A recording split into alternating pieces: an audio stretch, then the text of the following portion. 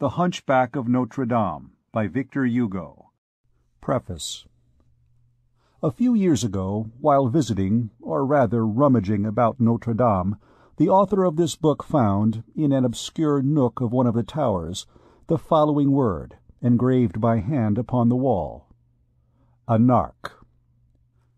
These Greek capitals, black with age, and quite deeply graven in the stone, with I know not what signs peculiar to Gothic calligraphy, imprinted upon their forms and upon their attitudes, as though with the purpose of revealing that it had been a hand of the Middle Ages which had inscribed them there, and especially the fatal and melancholy meaning contained in them, struck the author deeply.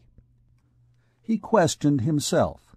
He sought to divine who could have been that soul in torment which had not been willing to quit this world without leaving this stigma of crime or unhappiness upon the brow of the ancient church. Afterwards the wall was whitewashed or scraped down, I know not which, and the inscription disappeared.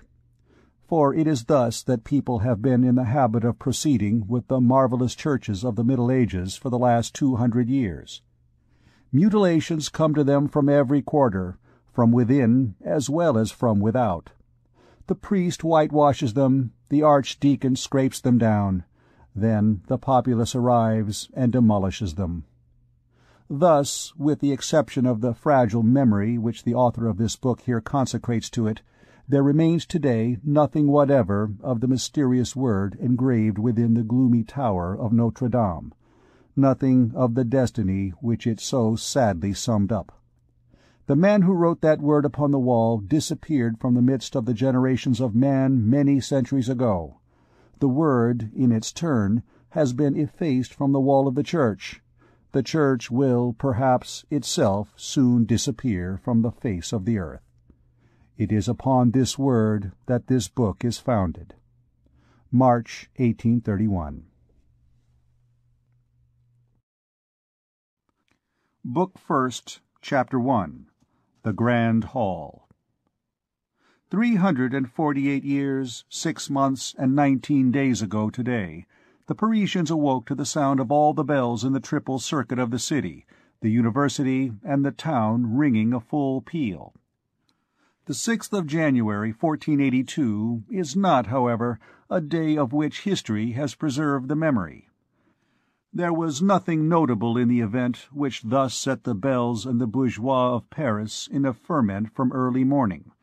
It was neither an assault by the Picards nor the Burgundians, nor a hunt led along in procession, nor a revolt of scholars in the town of Laz, nor an entry of our much-dread lord Monsieur the King, nor even a pretty hanging of male and female thieves in the courts of Paris. Neither was it the arrival, so frequent in the 15th century, of some plumed and bedizened embassy. It was barely 2 days since the last cavalcade of that nature, that of the Flemish ambassadors charged with concluding the marriage between the Dauphin and Marguerite of Flanders, had made its entry into Paris, to the great annoyance of Monsieur le Cardinal de Bourbon, who, for the sake of pleasing the king, had been obliged to assume an amiable mien towards this whole rustic rabble of Flemish burgomasters, and to regale them at his Hôtel de Bourbon with a very pretty morality, allegorical satire, and farce, while a driving rain drenched the magnificent tapestries at his door. What put the whole population of Paris in commotion, as Jehan de Troyes expresses it, on the 6th of January, was the double solemnity, united from time immemorial, of the Epiphany and the Feast of Fools. On that day there was to be a bonfire at the Place de Grève, a maypole at the Chapelle de Braque, and a mystery at the Palais de Justice. It had been cried, to the sound of the trumpet, the preceding evening at all the cross-roads by the provost's men, clad in handsome, short, sleeveless coats of violet camelet, with large white crosses upon their breasts. So the crowd of citizens, male and female, having closed their houses and shops, thronged from every direction at early morn towards some one of the 3 spots designated. Each had made his choice. one the bonfire, another the maypole, another the mystery play. It must be stated, in honor of the good sense of the loungers of Paris, that the greater part of this crowd directed their steps towards the bonfire, which was quite in season, or towards the mystery play, which was to be presented in the grand hall of the Palais de Justice, the courts of law, which was well roofed and walled, and that the curious left the poor, scantily flowered maypole to shiver all alone beneath the sky of January in the cemetery of the chapel of Braque. The populace thronged the avenues of the law courts in particular, because they knew that the Flemish ambassadors, who had arrived 2 days previously, intended to be present at the representation of the mystery, and at the election of the Pope of Fools, which was also to take place in the grand hall. It was no easy matter on that day to force one's way into that grand hall, although it was then reputed to be the largest covered enclosure in the world. It is true that Sauval had not yet measured the grand hall of the Chateau of Montargis. The Palace Place, encumbered with people, offered to the curious gazers at the windows the aspect of a sea, into which 5 or 6 streets, like so many mouths of rivers, discharged every moment fresh floods of heads. The waves of this crowd, augmented incessantly, dashed against the angles of the houses which projected here and there, like so many promontories, into the irregular basin of the Place. In the centre of the lofty Gothic façade of the palace, the grand staircase, incessantly ascended and descended by a double current, which, after parting on the intermediate landing-place, flowed in broad waves along its lateral slopes. The grand staircase, I say, trickled incessantly into the Place, like a cascade into a lake. The cries, the laughter, the trampling of those thousands of feet produced a great noise and a great clamour. From time to time this noise and clamour redoubled. The current which drove the crowd towards the grand staircase flowed backwards, became troubled, formed whirlpools. This was produced by the buffet of an archer, or the horse of one of the provost's sergeants, which kicked to restore order, an admirable tradition which the provostship has bequeathed to the constabulary to the maréchaussée, the maréchaussée to our gendarmerie of Paris. Thousands of good, calm bourgeois faces thronged the windows, the doors, the dormer windows, the roofs, gazing at the palace, gazing at the populace, and asking nothing more. For many Parisians content themselves with the spectacle of the spectators, and a wall behind which something is going on becomes at once, for us, a very curious thing indeed. If it could be granted to us, the men of 1830, to mingle in thought with those Parisians of the 15th century, and to enter with them, jostled, elbowed, pulled about, into that immense hall of the palace, which was so cramped on that 6th of January 1482, the spectacle would not be devoid of either interest or charm, and we should have about us only things that were so old that they would seem new. With the reader's consent, we will endeavor to retrace in thought the impression which he would have experienced in company with us on crossing the threshold of that grand hall, in the midst of that tumultuous crowd in surcoats, short sleeveless jackets, and doublets. And first of all there is a buzzing in the ears, a dazzlement in the eyes. Above our heads is a double ogive vault, panelled with wood carving, painted azure, and sown with golden fleur-de-lis. Beneath our feet a pavement of black and white marble, alternating. A few paces distant an enormous pillar, then another, 7 pillars in all, down the length of the hall, sustaining the spring of the arches of the double vault, in the centre of its width. Around 4 of the pillars, stalls of merchants, all sparkling with glass and tinsel. Around the last 3, benches of oak, worn and polished by the trunk-hose of the litigants and the robes of the attorneys. Around the hall, along the lofty wall, between the doors, between the windows, between the pillars, the interminable row of all the kings of France, from Pharamond down, the lazy kings with pedant arms and downcast eyes, the valiant and combative kings with heads and arms raised boldly heavenward. Then, in the long pointed windows, glass of 1,000 hues. At the wide entrances to the hall, rich doors, finely sculptured. And all, the vaults, pillars, walls, jambs, panelling, doors, statues, covered from top to bottom with a splendid blue and gold illumination, which, a trifle tarnished at the epoch when we behold it, had almost entirely disappeared beneath dust and spiders in the year of grace 1549, when de Breuil still admired it from tradition. Let the reader picture to himself now this immense oblong hall, illuminated by the pallid light of a January day, invaded by a motley and noisy throng which drifts along the walls, and eddies round the 7 pillars, and he will have a confused idea of the whole effect of the picture, whose curious details we shall make an effort to indicate with more precision.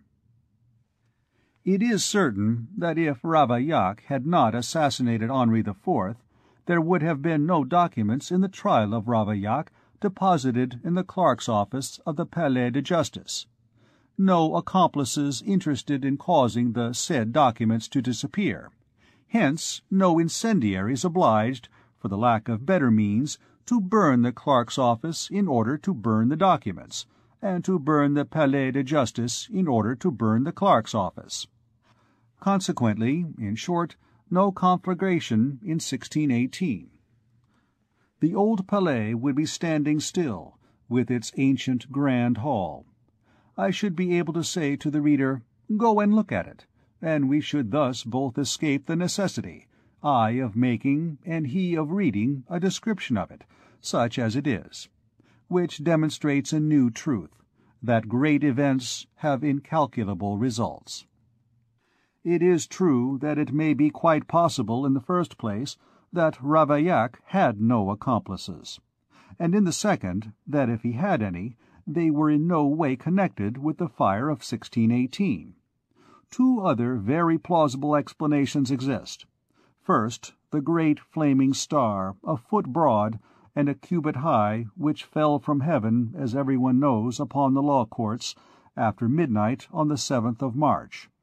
Second, Théophile's quatrain, "Sure 'twas but a sorry game, when at Paris Dame Justice, through having eaten too much spice, set the palace all aflame." Whatever may be thought of this triple explanation, political, physical, and poetical, of the burning of the law courts in 1618, the unfortunate fact of the fire is certain.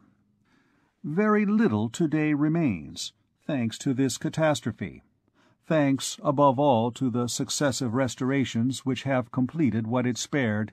Very little remains of that first dwelling of the kings of France, of that elder palace of the Louvre, already so old in the time of Philip the Handsome that they sought there for the traces of the magnificent buildings erected by King Robert and described by Helgaldus.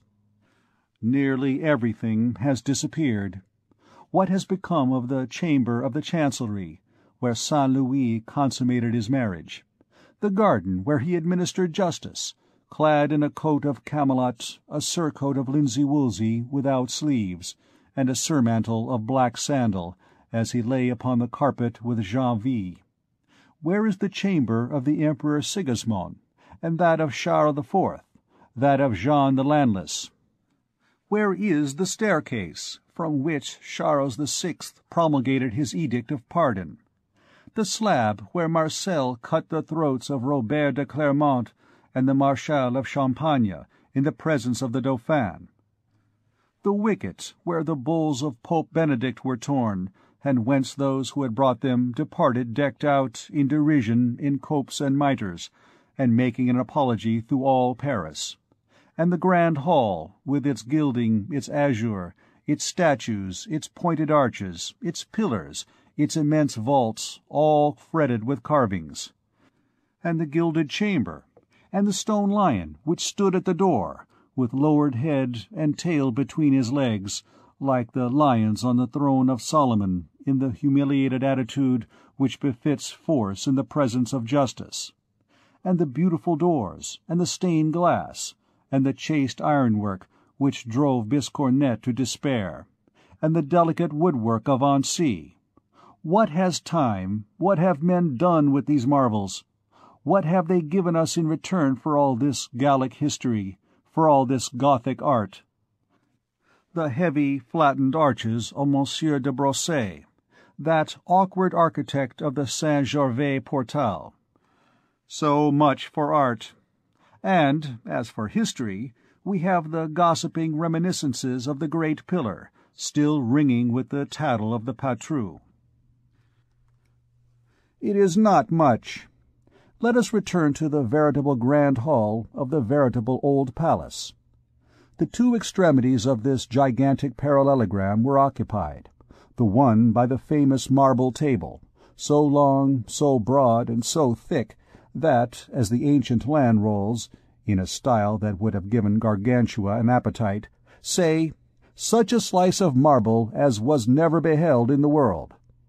The other by the chapel where Louis XI had himself sculptured on his knees before the Virgin, and whither he caused to be brought, without heeding the two gaps thus made in the row of royal statues, the statues of Charlemagne and of Saint Louis, two saints whom he supposed to be great in favor in heaven, as kings of France.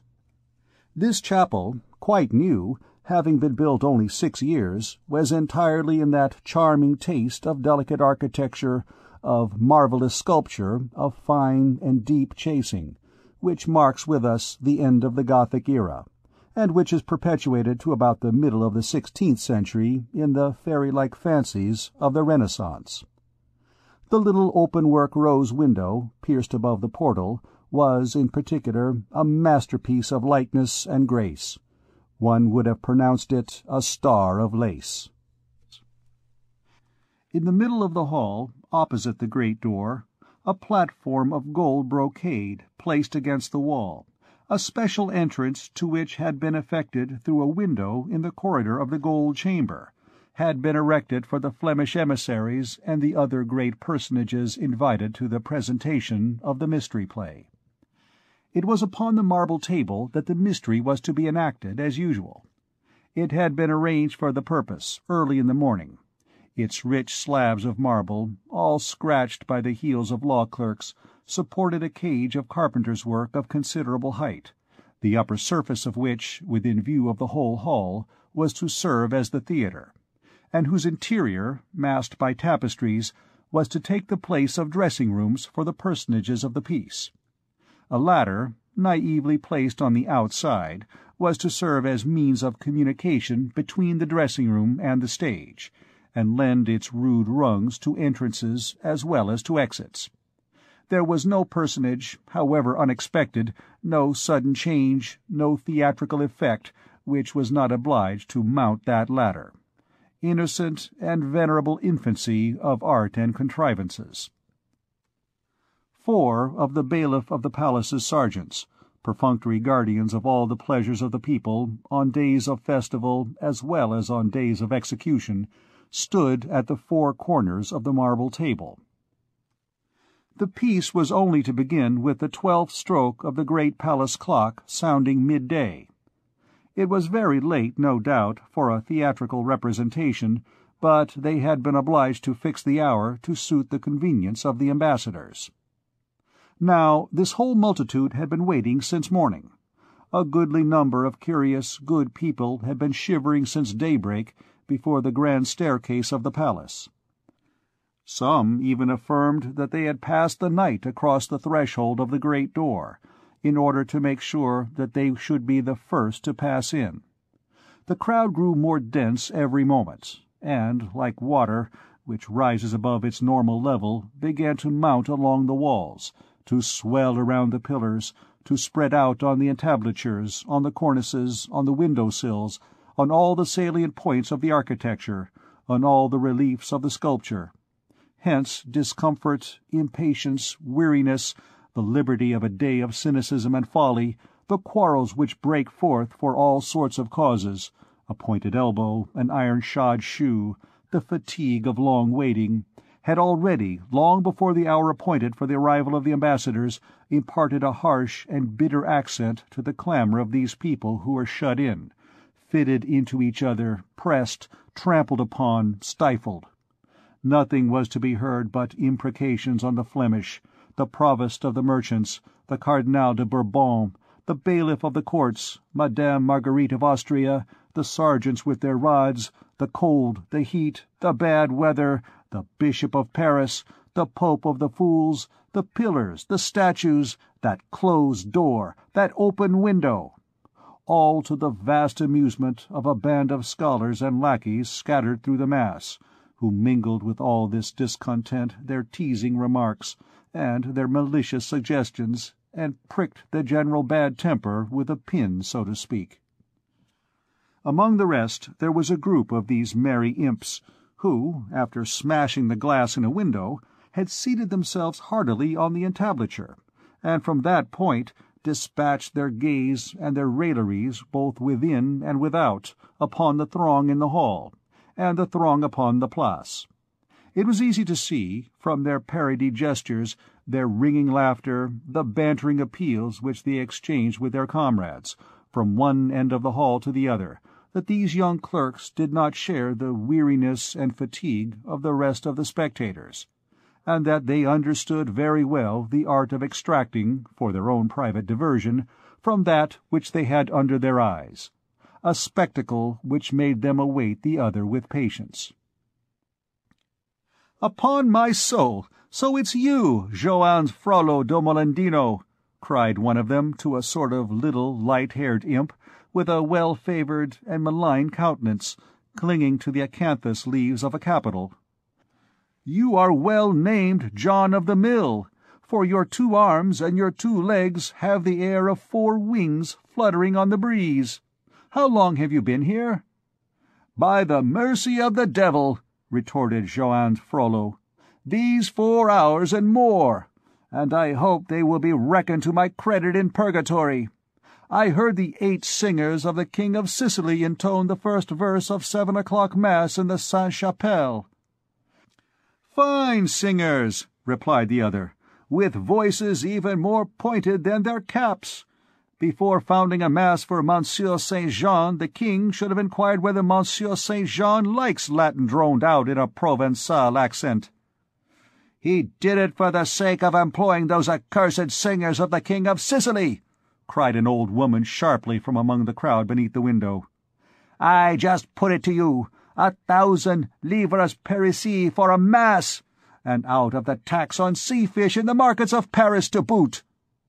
"Peace, old crone," said a tall, grave person, stopping up his nose on the side towards the fishwife. "A Mass had to be founded.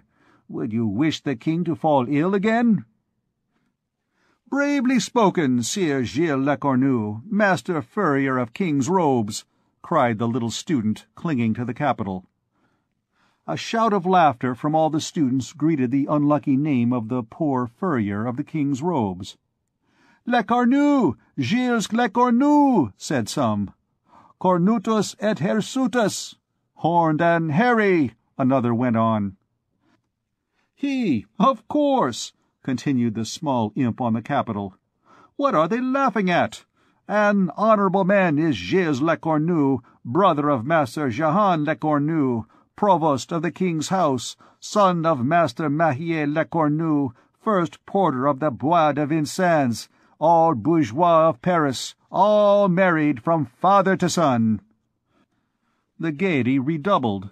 The big furrier, without uttering a word in reply, tried to escape all the eyes riveted upon him from all sides, but he perspired and panted in vain.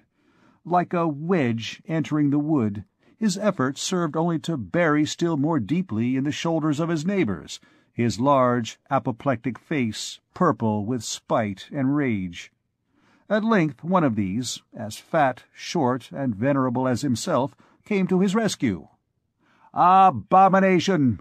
Scholars addressing a bourgeois in that fashion in my day would have been flogged with a faggot, which would have afterwards been used to burn them." The whole band burst into laughter. "Hola, who is scolding so? Who is that screech-owl of evil fortune?" "Hold, I know him," said one of them. "'Tis Master Andre Mounier." "Because he is one of the 4 sworn booksellers of the university," said the other. "Everything goes by 4s in that shop," cried a third. "The 4 nations, the 4 faculties, the 4 feasts, the 4 procurators, the 4 electors, the 4 booksellers." "Well," began Jean Frollo once more, "we must play the devil with them." "Mounier, we'll burn your books! Mounier, we'll beat your lackeys! Mounier, we'll kiss your wife! That fine Mademoiselle Oudard, who is as fresh and as gay though she were a widow!" "Devil take you!" growled Master Andre Mounier. "Master Andre," pursued Jean Jehan, still clinging to his capital, "hold your tongue, or I'll drop on your head." Master Andre raised his eyes, seemed to measure in an instant the height of the pillar, the weight of the scamp, mentally multiplied that weight by the square of the velocity, and remained silent. Jehan, master of the field of battle, pursued triumphantly. "That's what I'll do, even if I am the brother of an archdeacon. Fine gentry are our people of the university, not to have caused our privileges to be respected on such a day as this. However, there is a maypole and a bonfire in the town, a mystery Pope of the Fools and Flemish ambassadors in the city, and at the university nothing." "Nevertheless, the Place Maubert is sufficiently large," interposed one of the clerks established on the window-sill. "Down with the rector, the electors, and the procurators!" cried Johans. "We must have a bonfire this evening in the Champ Gaillard," went on the other, "made of Master Andre's books." "And the desks of the scribes," added his neighbour, "and the beadles' wands, and the spittoons of the deans, and the cupboards of the procurators, and the hutches of the electors, and the stools of the rector. Down with them!" put in little Jehan as counterpoint. "Down with Master Andre, the beadles and the scribes, the theologians, the doctors, and the decretists, the procurators, the electors, and the rector." "The end of the world has come," muttered Master Andre, stopping up his ears. "By the way, there's the rector. See, he is passing through the Place," cried one of those in the window. Each rivaled his neighbour in his haste to turn towards the Place. "Is it really our venerable rector, Master Thibault?" demanded Jehan Frollo du Malin, who, as he was clinging to one of the inner pillars, could not see what was going on outside. "Yes, yes," replied all the others. "It is really he, Master Thibault, the rector."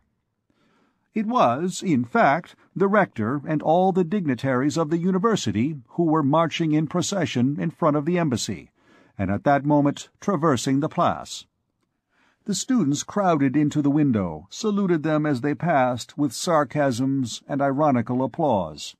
The rector, who was walking at the head of his company, had to support the first broadside. It was severe. "Good day, monsieur le recteur. Hola, good day there. How does he manage to be here, the old gambler? Has he abandoned his dice? How he trots along on his mule! Her ears are not so long as his. Hola, good day, monsieur le recteur Thibault. Thibault Eliator, old fool, old gambler. God preserve you! Did you throw double six often last night? Oh, what a decrepit face, livid and haggard and drawn with the love of gambling and of dice. Where are you bound for in that fashion, Thibault? Thibaulde a dados, with your back turned to the university and trotting towards the town? He is on his way, no doubt, to seek a lodging in the Rue Thibault-Audet, cried Jehan du Monsieur Moulin. The entire band repeated this quip in a voice of thunder, clapping their hands furiously. You are going to seek a lodging in the Rue Thibault-O'Day, are you not, Monsieur le Recteur, gamester on the side of the devil? Then came the turns of the other dignitaries. Down with the beadles! Down with the mace-bearers! Tell me, Robin Puispan, who is that yonder? He is Gilbert de Sully, Gilbertus d'Osoliaco, the Chancellor of the College of Autun. Hold on, here's my shoe. You are better placed than I. Fling it in his face. Saturnalitios mitimos ecce nuces. Down with the 6 theologians, with their white surplices. Are those the theologians? I thought they were the white geese given by Saint Geneviève to the city for the fief of Rogny. Down with the doctors! Down with the cardinal disputations and quibblers! My cap to you, Chancellor of Saint Geneviève! You have done me a wrong. 'Tis true. He gave my place in the nation of Normandy to little Ascanio Falzapada, who comes from the province of Bourges, since he's an Italian. That is an injustice, said all the scholars. Down with the Chancellor of Saint Geneviève! Ohé, Master Joachim de la Dours! Ohé, Louis Daoui! Ohé, Lambert Hotemin! May the devil stifle the procurator of the German nation! And the chaplains of the Sainte-Chapelle, with their grey amices, cum tunices grises. Seu du pellibus grisis foratis. Olae, Master of Arts! All the beautiful black copes, all the fine red copes. They make a fine tale for the rector. One would say that he was a Doge of Venice on his way to his bridal with the sea. Say, Jehan, here are the cannons of Saint Geneviève. To the deuce with a whole set of cannons. Abbe Claude Chouat, Dr. Claude Chouat, are you in search of Marie Lagafard? She is in the Rue de Glatigny. She is making the bed of the king of the debauchees.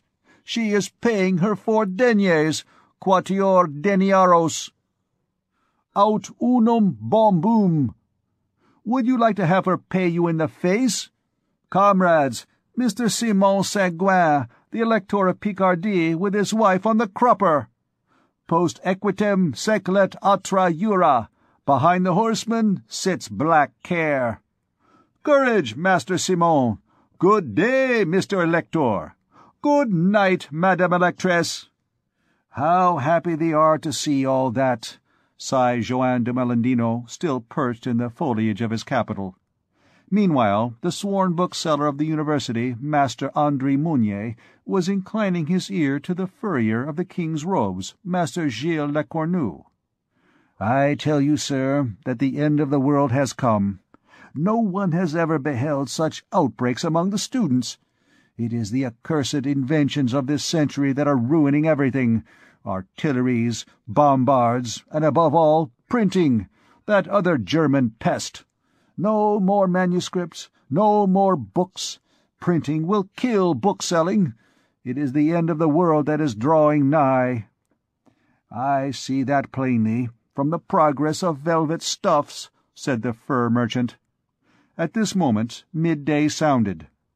Ha! Exclaimed the entire crowd in one voice.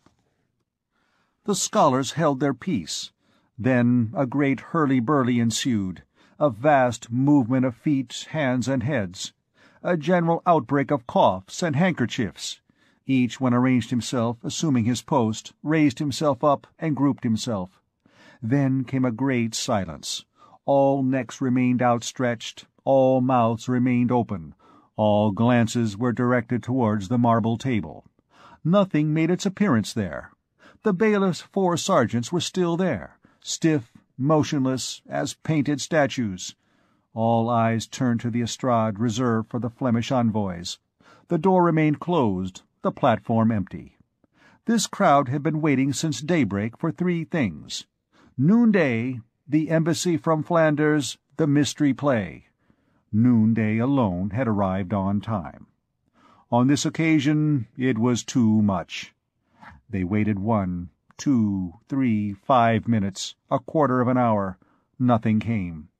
The dais remained empty, the theatre dumb. In the meantime, wrath had succeeded to impatience. Irritated words circulated in a low tone, still it is true. "The mystery! The mystery!" they murmured in hollow voices. Heads began to ferment. A tempest, which was only rumbling in the distance as yet, was floating on the surface of this crowd. It was Jehan du Moulin who struck the first spark from it. "The mystery! And to the devil with the Flemings!" he exclaimed at the full force of his lungs, twining like a serpent around his pillar. The crowd clapped their hands. "The mystery!" it repeated, "and may all the devils take Flanders!" "We must have the mystery instantly," resumed the student, "or else my advice is that we should hang the bailiff of the courts, by way of a morality and a comedy." "Well said," cried the people, "and let us begin the hanging with his sergeants." A grand acclamation followed. The four poor fellows began to turn pale and to exchange glances. The crowd hurled itself towards them, and they already beheld the frail wooden railing which separated them from it giving way and bending before the pressure of the throng. It was a critical moment. "To the sack! To the sack!" rose the cry on all sides. At that moment the tapestry of the dressing-room, which we have described above, was raised, and afforded passage to a personage, the mere sight of whom suddenly stopped the crowd, and changed its wrath into curiosity, as by enchantment. "Silence! Silence!" The personage, but little reassured, and trembling in every limb, advanced to the edge of the marble table with a vast amount of bows, which, in proportion as he drew nearer, more and more resembled genuflections.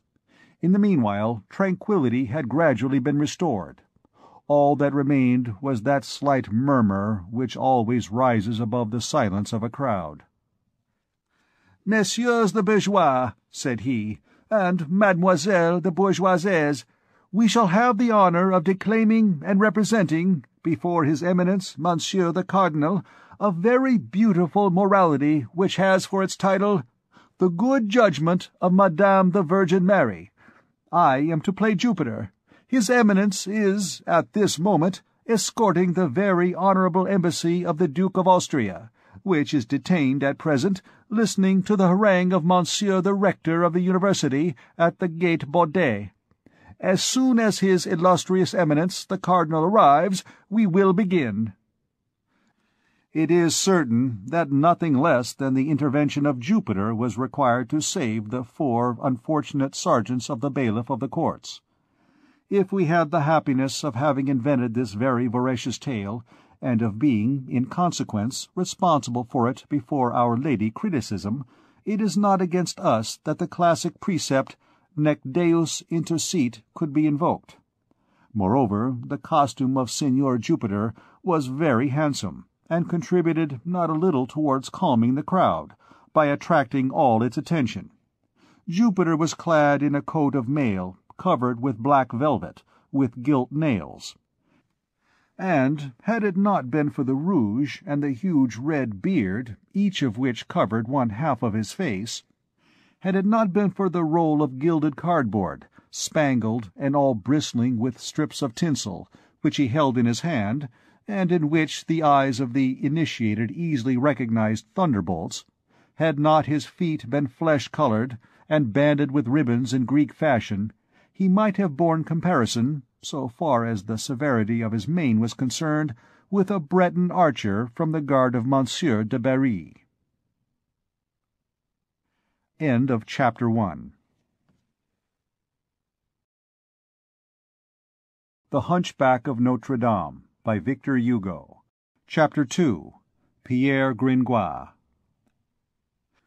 Nevertheless, as he harangued them, the satisfaction and admiration unanimously excited by his costume were dissipated by his words, and when he reached that untoward conclusion, "As soon as His Illustrious Eminence the Cardinal arrives, we will begin," his voice was drowned in a thunder of hooting.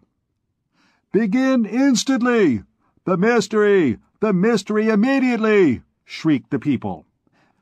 and above all the voices that of Joanne de Molendino was audible, piercing the uproar like the fife's derisive serenade. "Commence instantly!" yelped the scholar. "Down with Jupiter and the Cardinal de Bourbon!" vociferated Robin Puispin and the other clerks perched in the window. "The morality, this very instant!" repeated the crowd. "This very instant! The sack and the rope for the comedians and the Cardinal!" Poor Jupiter, haggard, frightened, pale beneath his rouge, dropped his thunderbolt, took his cap in his hand.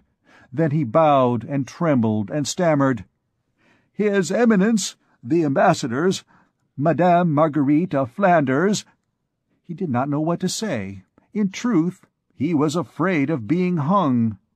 Hung by the populace for waiting. Hung by the Cardinal for not having waited. He saw between the two dilemmas only an abyss, that is to say, a gallows. Luckily, someone came to rescue him from his embarrassment and assume the responsibility. An individual who was standing beyond the railing, in the free space around the marble table, and whom no one had yet caught sight of, since his long, thin body was completely sheltered from every visual ray by the diameter of the pillar against which he was leaning, this individual, we say, tall, gaunt, pallid, blond, still young, although already wrinkled about the brow and cheeks, with brilliant eyes and a smiling mouth, clad in garments of black serge, worn and shining with age, approached the marble table, and made a sign to the poor sufferer. But the other was so confused that he did not see him. The newcomer advanced another step. "Jupiter," he said, "my dear Jupiter." The other did not hear. At last the tall blonde, driven out of patience, shrieked almost in his face. "Michel Giborne!" "Who calls me?" said Jupiter, as though awakened with a start. "I," replied the person clad in black. "Ah," said Jupiter. "Begin at once," went on the other. "Satisfy the populace. I undertake to appease the bailiff, who will appease Monsieur the Cardinal." Jupiter breathed once more. "Messieurs the bourgeois," he cried at the top of his lungs to the crowd, which continued to hoot him, "we are going to begin at once." "Evoe Jupiter, plaudite cives! All hail Jupiter! Applaud, citizens!" shouted the scholars. "Noel! Noel! Good! Good!" shouted the people. The hand-clapping was deafening, and Jupiter had already withdrawn under his tapestry, while the hall still trembled with acclamations. In the meanwhile, the personage who had so magically turned the tempest into dead calm, as our old and dear Corneille puts it, had modestly retreated to the half-shadow of his pillar, and would, no doubt, have remained invisible there, motionless and mute as before, had he not been plucked by the sleeve by two young women, who, standing in the front row of the spectators, had noticed his colloquy with Michel Giborne, Jupiter. "Master," said one of them, making him a sign to approach. "Hold your tongue, my dear Leonard," said her neighbour, pretty, fresh, and very brave, in consequence of being dressed up in her best attire. "He is not a clerk, he is a layman. You must not say master to him, but messire." "Messire," said Leonard. The stranger approached the railing. "What would you have of me, damsels?" he asked with alacrity. "Oh, nothing," replied Leonard, in great confusion. "It is my neighbour, Gisquette la Gentienne, who wishes to speak with you." "Not so," replied Gisquette, blushing. "It was Leonard who called you master. I only told her to say messire." The two young girls dropped their eyes. The man, who asked nothing better than to enter into conversation, looked at them with a smile. "So, you have nothing to say to me, damsels?" "Oh, nothing at all," replied Gisquette. "Nothing," said Leonard. The tall, light-haired young man retreated a step, but the two curious maidens had no mind to let slip their prize. "Messire," said Gisquette, with the impetuosity of an open sluice, or of a woman who has made up her mind. "Do you know that soldier who is to play the part of Madame the Virgin in the mystery?" "You mean the part of Jupiter?" replied the stranger. Yes," said Leonard. "Isn't she stupid? So you know Jupiter?" "Michel Gibbon," replied the unknown. "Yes, madame." "He has a fine beard," said Leonard. "Will what they are about to say here be fine?" inquired Gisquette timidly. "Very fine, mademoiselle," replied the unknown, without the slightest hesitation. "What is it to be?" said Leonard. "The good judgment of Madame the Virgin. A morality, if you please, damselle." "Ah, that makes the difference," responded Leonard. A brief silence ensued, broken by the stranger. "It is a perfectly new morality, and one which has never yet been played." "Then it is not the same one," said Gisquette, "that was given 2 years ago, on the day of the entrance of Monsieur the Legate, and where 3 handsome maids played the parts." "Of sirens," said Leonard. "And all naked," added the young man. Leonard lowered her eyes modestly. Gisquette glanced at her and did the same. He continued with a smile. "It was a very pleasant thing to see. Today it is a morality made expressly for Madame the Demoiselle of Flanders." "Will they sing shepherd songs?" inquired Gisquette. "Fie!" said the stranger. "In a morality you must not confound styles. If it were a farce, well and good." "That is a pity," resumed Gisquette. "That day, at the Ponceau fountain, there were wild men and women who fought and assumed many aspects, as they sang little motets and bergerettes." "That which is suitable for a legate," returned the stranger, with a good deal of dryness, "is not suitable for a princess." "And beside them," resumed Leonard, "played many brass instruments, making great melodies." "And for the refreshment of the passers-by," continued Gisquette, "the fountain spouted through 3 mouths wine, milk, and hippocras, of which every one drank who wished." "And a little below the Ponceau at the Trinity," pursued Leonard, "there was a Passion performed, and without any speaking." "How well I remember that!" exclaimed Gisquette. "God on the cross, and the 2 thieves on the right and left." Here the young gossips, growing warm at the memory of the entrance of Monsieur the Legate, both began to talk at once. And further on, at the Painter's Gate, there were other personages very richly clad. And at the Fountain of St. Innocent, that huntsman who was chasing a hind with a great clamour of dogs and hunting horns. And at the Paris slaughter-houses, stages representing the fortress of Dieppe. And when the legate passed, you remember, Gisquette, they made the assault, and the English all had their throats cut. And against the gate of the Châtelet there were very fine personages. And on the Porte au Change, which was all draped above. And when the legate passed, they let fly on the bridge more than 200 sorts of birds. Wasn't it beautiful, Leonard?" "It will be better today," finally resumed their interlocutor, who seemed to listen to them with impatience. "Do you promise us that this mystery will be fine?" said Gisquette. "Without doubt," he replied. Then he added, with a certain emphasis, "I am the author of it, damsels." "Truly?" said the young girls, quite taken aback. "Truly," replied the poet, bridling a little. "That is to say, there are 2 of us. Jehan Marchand, who has sawed the planks and erected the framework of the theatre and the woodwork, and I, who have made the piece. My name is Pierre Gringoire." The author of the Cid could not have said Pierre Corneille with more pride. Our readers have been able to observe that a certain amount of time must have already elapsed from the moment when Jupiter had retired beneath the tapestry to the instant when the author of the new morality had thus abruptly revealed himself to the innocent admiration of Gisquette and Leonard. Remarkable fact. That whole crowd, so tumultuous but a few moments before, now waited amiably on the word of the comedian. Which proves the eternal truth, still experienced every day in our theatres, that the best means of making the public wait patiently is to assure them that one is about to begin instantly. However, Scholar Joanne had not fallen asleep. "Hola, eh!" he shouted suddenly, in the midst of the peaceable waiting which had followed the tumult. "Jupiter! Madame the Virgin! Buffoons of the devil! Are you jeering at us?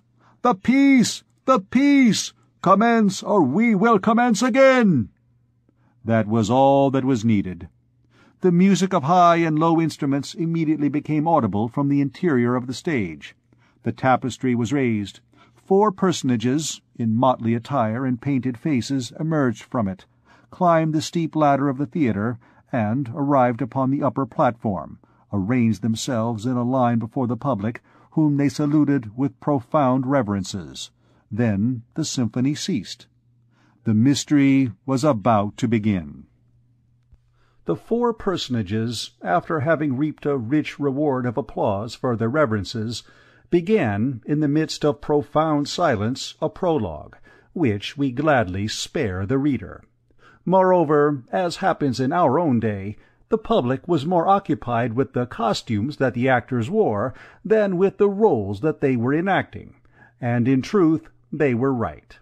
All 4 were dressed in party-colored robes of yellow and white, which were distinguished from each other only by the nature of the stuff.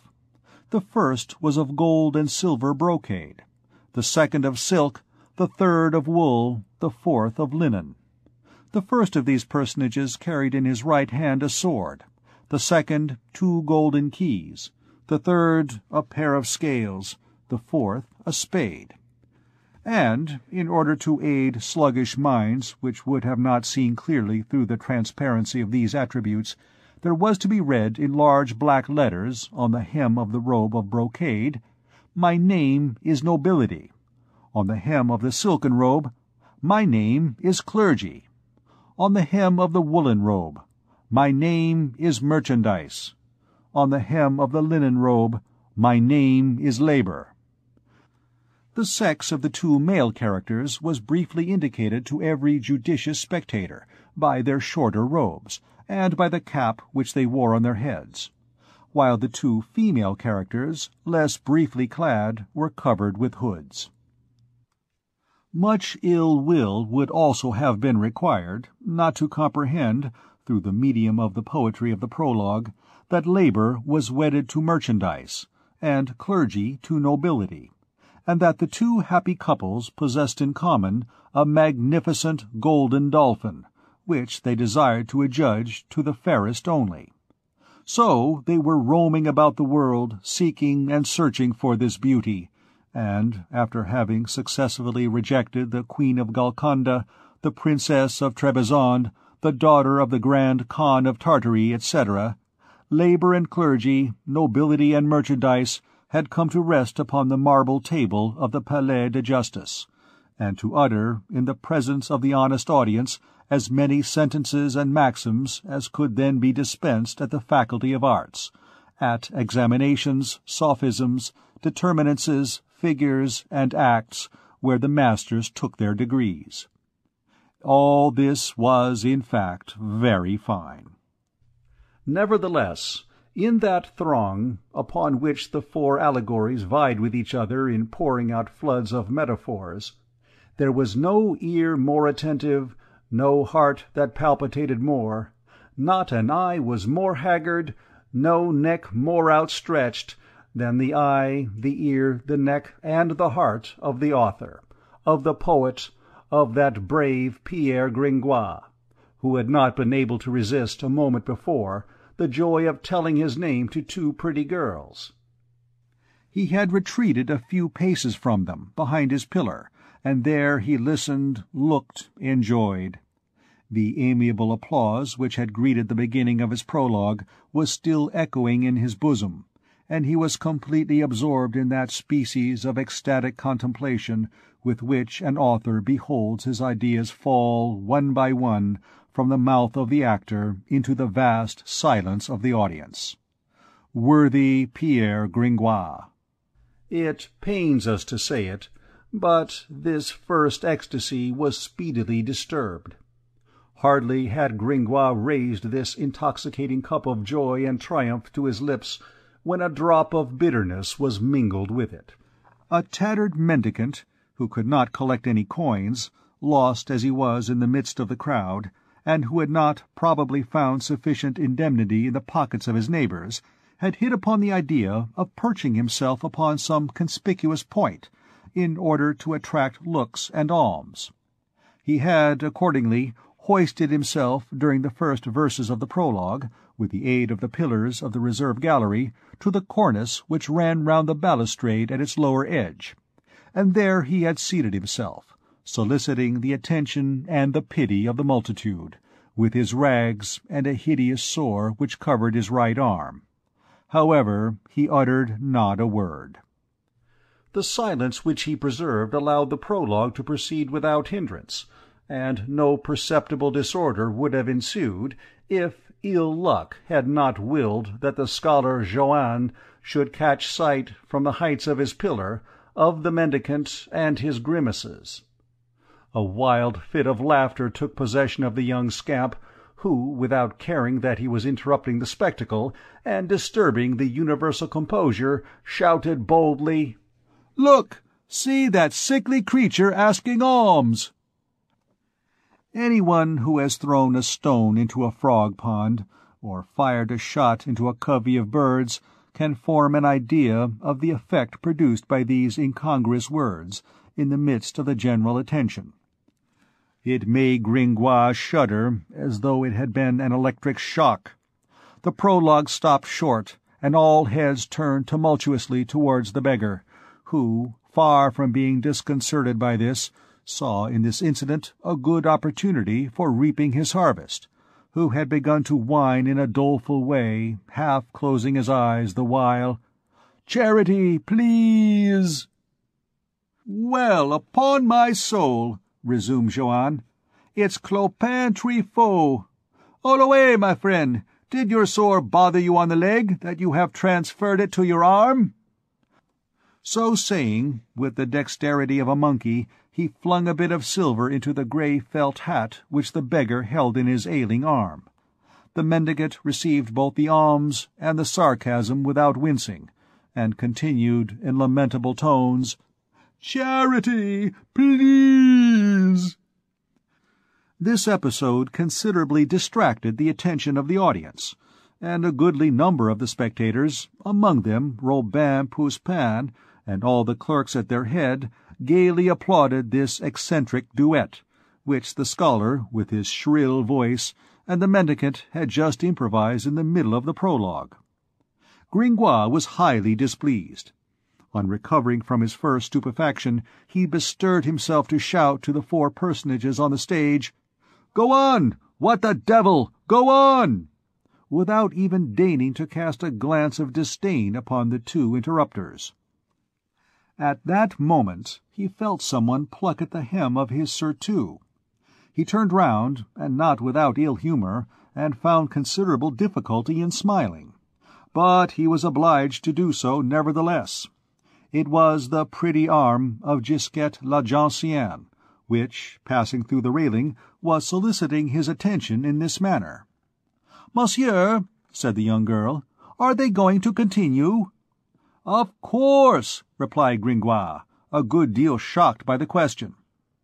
"In that case, monsieur," she resumed, "would you have the courtesy to explain to me—" "What they are about to say?" interrupted Gringoire. "Well, listen." "No," said Gisquette, "but what they have said so far." Gringoire started, like a man whose wound has been probed to the quick. "A plague on the stupid and dull-witted little girl," he muttered between his teeth. From that moment forth, Gisquette was nothing to him. In the meantime, the actors had obeyed his injunction, and the public, seeing that they were beginning to speak again, began once more to listen, not without having lost many beauties in the sort of soldered joint which was formed between the two portions of the piece thus abruptly cut short.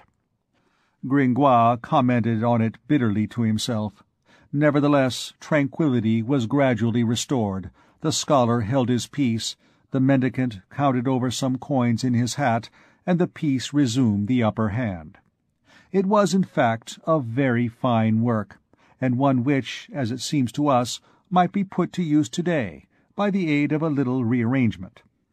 The exposition, rather long and rather empty, that is to say, according to the rules, was simple, and Gringoire, in the candid sanctuary of his own conscience, admired its clearness. As the reader may surmise, the four allegorical personages were somewhat weary with having traversed the three sections of the world without having found suitable opportunity for getting rid of their golden dolphin. Thereupon a eulogy of the marvellous fish, with 1,000 delicate allusions to the young betrothed of Margarita Flanders, then sadly cloistered in at Amboise, and without a suspicion that labour and clergy, nobility and merchandise had just made the circuit of the world in his behalf. The sad Dauphin was then young, was handsome, was stout, and above all, magnificent origin of all royal virtues, he was the son of the Lion of France. I declare that this bold metaphor is admirable, and that the natural history of the theatre, on a day of allegory and royal marriage songs, is not in the least startled by a dolphin who is the son of a lion. It is precisely these rare and Pindaric mixtures which prove the poet's enthusiasm. Nevertheless, in order to play the part of critic also, the poet might have developed this beautiful idea in something less than 200 lines. It is true that the mystery was to last from noon until 4 o'clock, in accordance with the orders of Monsieur the Provost, and that it was necessary to say something. Besides, the people listened patiently. All at once, in the very middle of a quarrel between Mademoiselle Merchandise and Madame Nobility, at the moment when Monsieur Labour was giving utterance to this wonderful line, "In forest ne'er was seen a more triumphant beast," the door of the reserved gallery, which had hitherto remained so importunely closed, opened still more inopportunely, and the ringing voice of the usher announced abruptly, "His Eminence, Monseigneur the Cardinal de Bourbon." End of Chapter 2. The Hunchback of Notre Dame, by Victor Hugo. Chapter 3. Monsieur the Cardinal. Poor Gringoire! The din of all the great double petards of the Saint-Jean, the discharge of 20 arquebuses on supports, the detonation of that famous serpentine of the Tower of Billy, which, during the siege of Paris on Sunday the 26th of September 1465, killed 7 Burgundians at one blow. The explosion of all the powder stored at the gate of the Temple would have rent his ears less rudely at that solemn and dramatic moment than these few words, which fell from the lips of the usher. "His Eminence, Monseigneur the Cardinal de Bourbon." It is not that Pierre Gringoire either feared or disdained Monsieur the Cardinal. He had neither the weakness nor the audacity for that.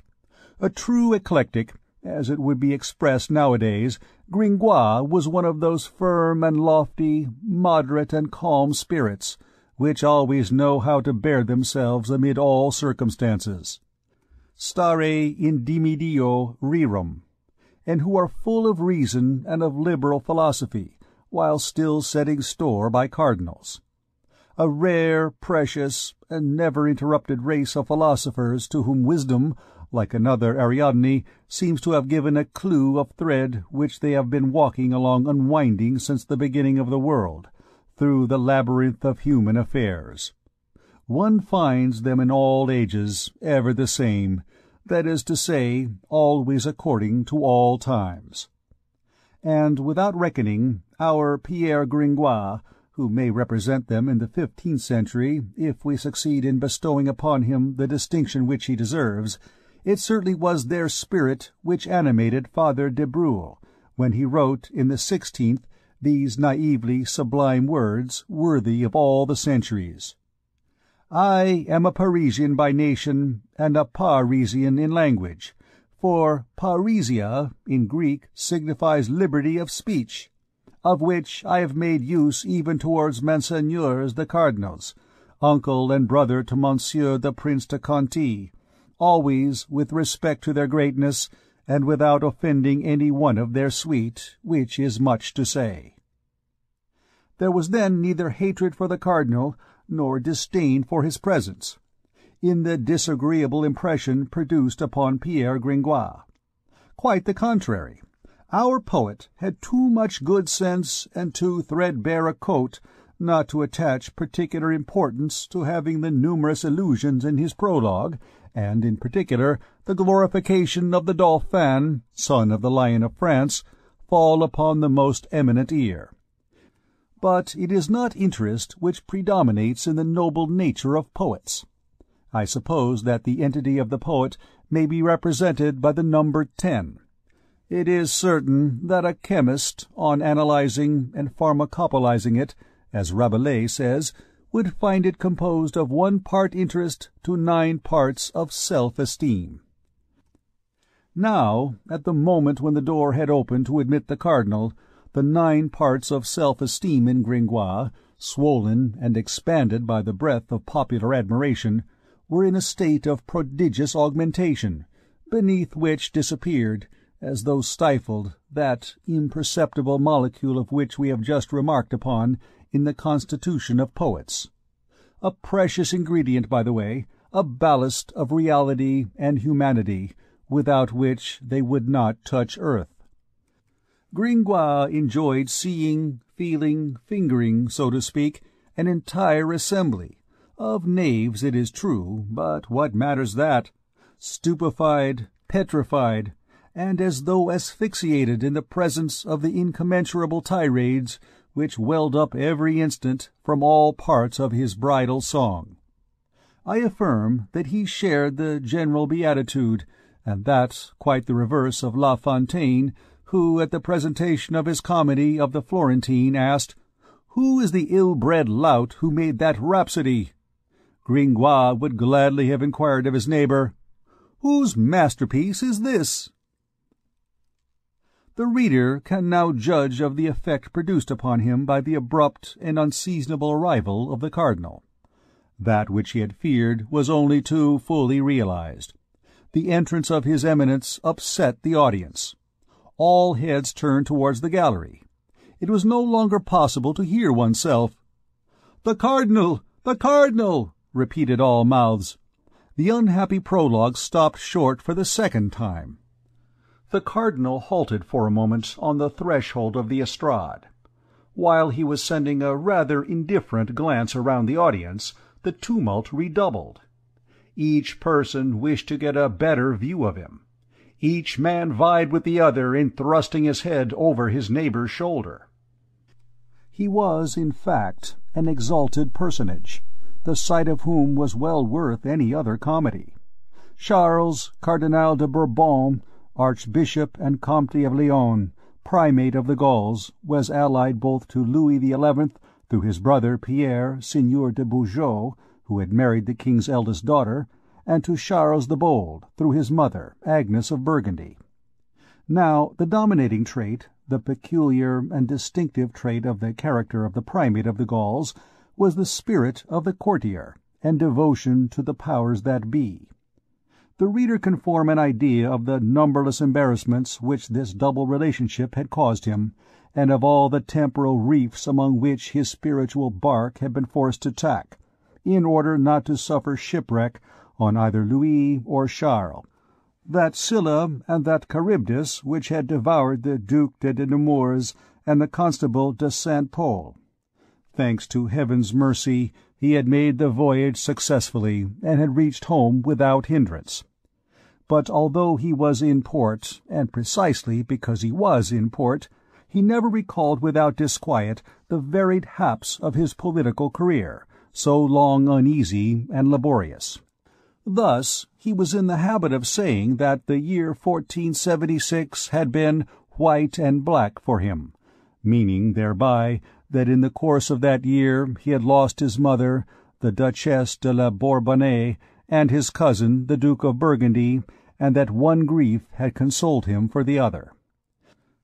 Nevertheless, he was a fine man.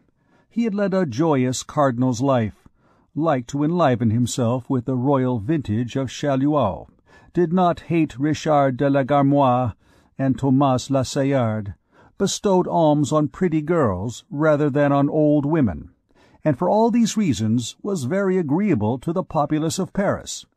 He never went about otherwise than surrounded by a small court of bishops and abbés of high lineage, gallant, jovial, and given to carousing on occasion.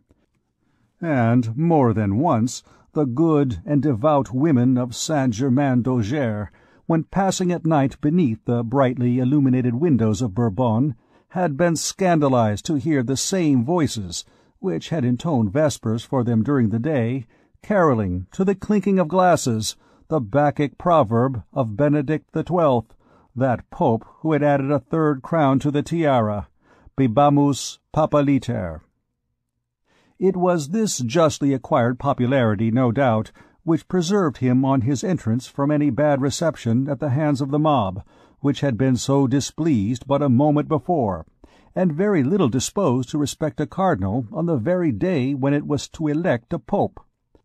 But the Parisians cherished little rancour, and then, having forced the beginning of the play by their authority, the good bourgeois had got the upper hand of the cardinal, and this triumph was sufficient for them.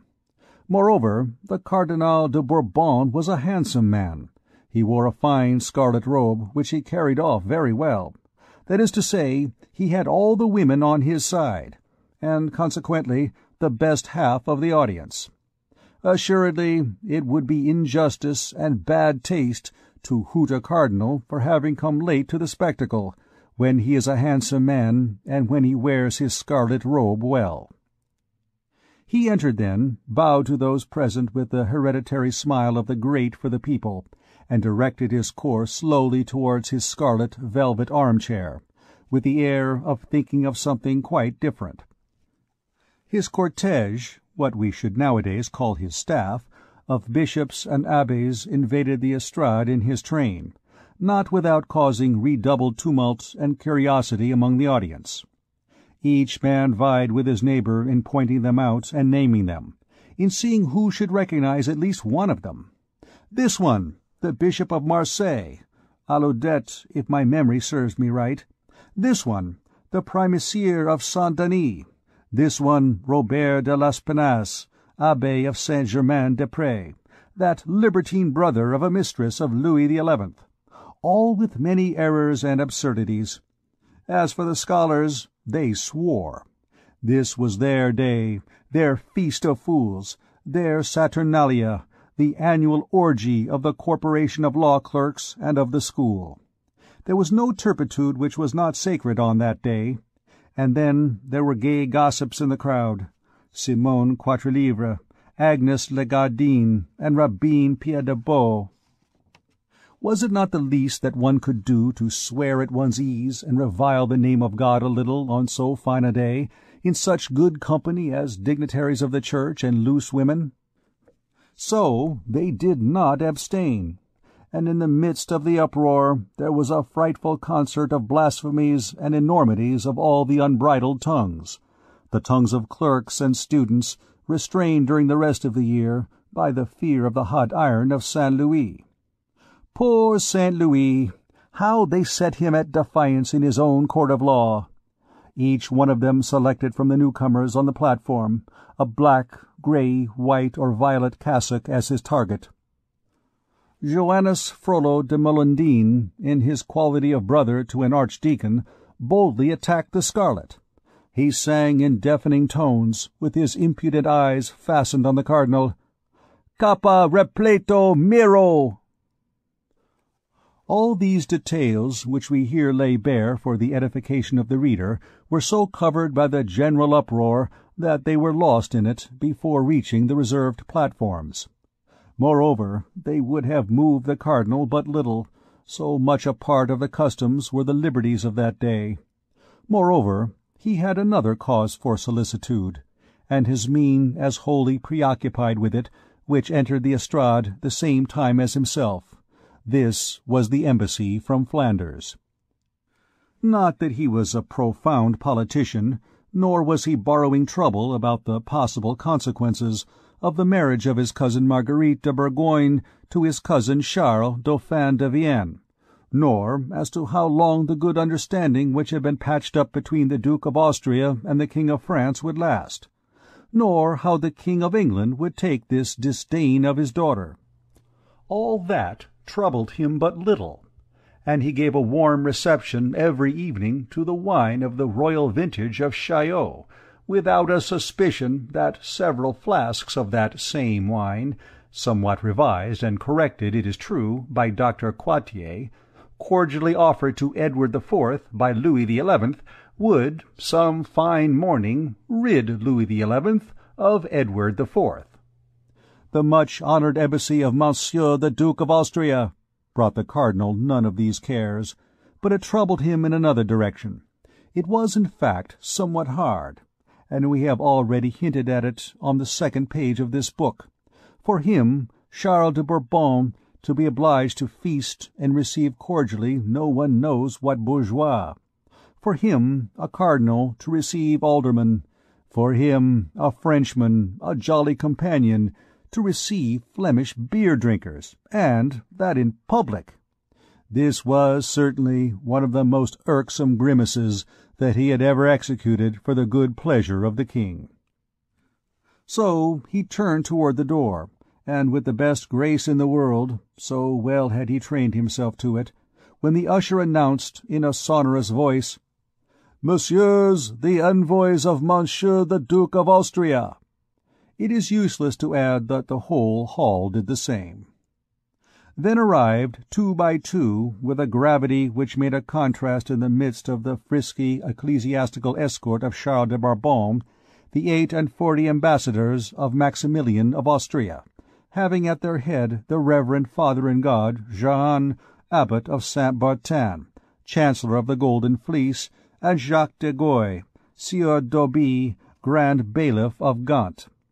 A deep silence settled over the assembly, accompanied by stifled laughter at the preposterous names and all the bourgeois designations which each of these personages transmitted with imperturbable gravity to the usher, who then tossed names and titles pell-mell and mutilated to the crowd below. There were Master Louis Relouf, alderman of the city of Louvain, Monsieur Clay d'Atouet, alderman of Brussels, Monsieur Paul de Buste, Sieur de Vormazel, President of Flanders, Master Jehan Colligans, Burgomaster of the city of Antwerp, Master Georges de la Muire, First Alderman of the Quaire of the city of Gand, Master Geldof van der Hague, First Alderman of the Parchis of the said town, and the Sieur de Beerbeck, and Jehan Pinnock, and Jehan de Marzel, etc., etc., etc. Bailiffs, aldermen, burgomasters, aldermen, bailiffs, all stiff, affectedly grave, formal, dressed out in velvet and damask, hooded with caps of black velvet, with great tufts of cypress gold thread. Good Flemish heads, after all, severe and worthy faces, of the family which Rembrandt makes to stand out so strong and grave from the black background of his night patrol. Personages, all of whom bore, written on their brows, that Maximilian of Austria had done well in trusting implicitly, as the manifest ran, in their sense, valor, experience, loyalty, and good wisdom. There was one exception, however. It was a subtle, intelligent, crafty-looking face, a sort of combined monkey and diplomat phiz, before whom the Cardinal made 3 steps and a profound bow, and whose name, nevertheless, was only Guillaume Rym, councillor and pensioner of the city of Ghent. Few persons were then aware who Guillaume Rym was. A rare genius who, in a time of revolution, would have made a brilliant appearance on the surface of events, but who, in the 15th century, was reduced to cavernous intrigues and to living in mines, as the Duc de Saint-Simon expresses it. Nevertheless, he was appreciated by the miner of Europe. He plotted familiarly with Louis XI, and often lent a hand to the king's secret jobs. All which things were quite unknown to that throng, who were amazed at the cardinal's politeness to that frail figure of a Flemish bailiff. End of Chapter 3. The Hunchback of Notre Dame by Victor Hugo. Book 1st, Chapter 4. Master Jacques Capanol. While the pensioner of Ghent and his Eminence were exchanging very low bows and a few words in voices still lower, a man of lofty stature, with a large face and broad shoulders, presented himself, in order to enter abreast with Guillaume Rym. One would have pronounced him a bulldog by the side of a fox. His felt doublet and leather jerkin made a spot on the velvet and silk which surrounded him. Presuming that he was some groom who had stolen in, the usher stopped him. "Hold, my friend, you cannot pass." The man in the leather jerkin shouldered him aside. "What does this knave want with me?" said he in stentorian tones, which rendered the entire hall attentive to this strange colloquy. "Don't you see that I am one of them?" "Your name?" demanded the usher. "Jacques Capanol." "Your titles?" "Hosier at the sign of the Three Little Chains of Ghent." The usher recoiled.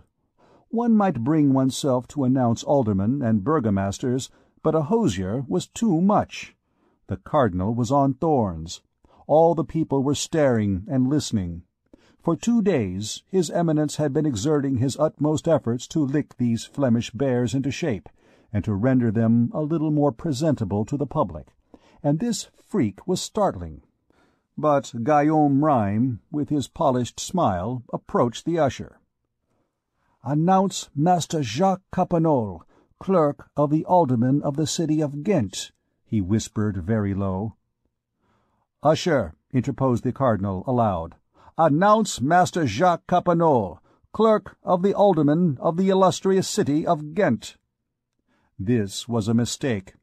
Guillaume Rym alone might have conjured away the difficulty, but Capanol had heard the cardinal.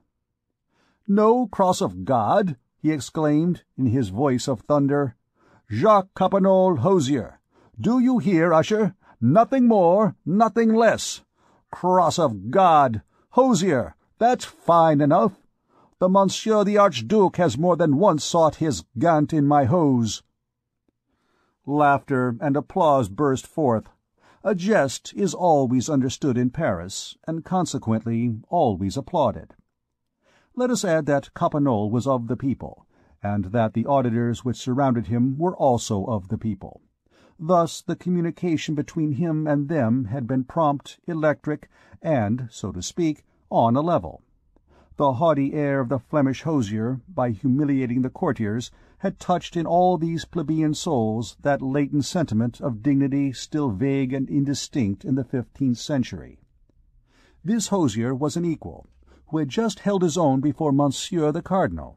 A very sweet reflection to poor fellows habituated to respect and obedience towards the underlings of the sergeants of the bailiff of Sainte-Geneviève, the cardinal's train-bearer.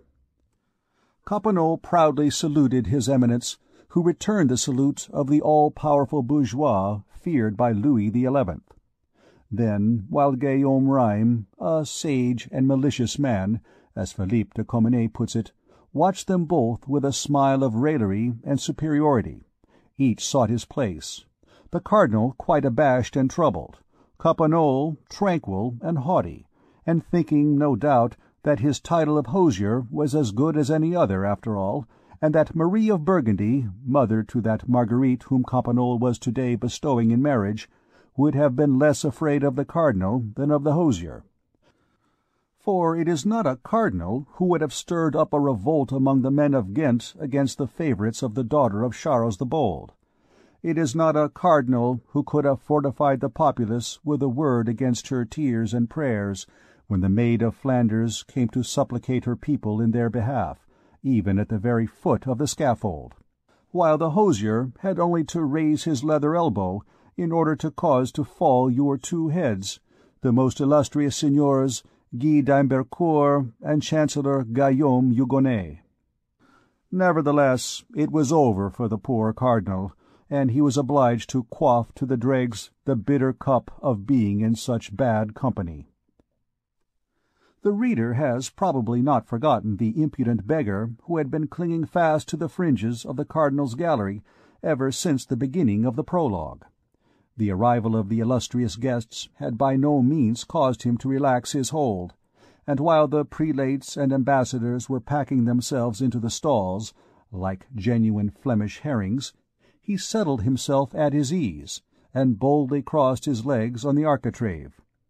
The insolence of this proceeding was extraordinary, yet no one noticed it at first, the attention of all being directed elsewhere. He, on his side, perceived nothing that was going on in the hall. He wagged his head with the unconcern of a Neapolitan, repeating from time to time, amid the clamour, as from a mechanical habit, "Charity, please!" And assuredly he was, out of all those present, the only one who had not deigned to turn his head at the altercation between Coppenole and the usher.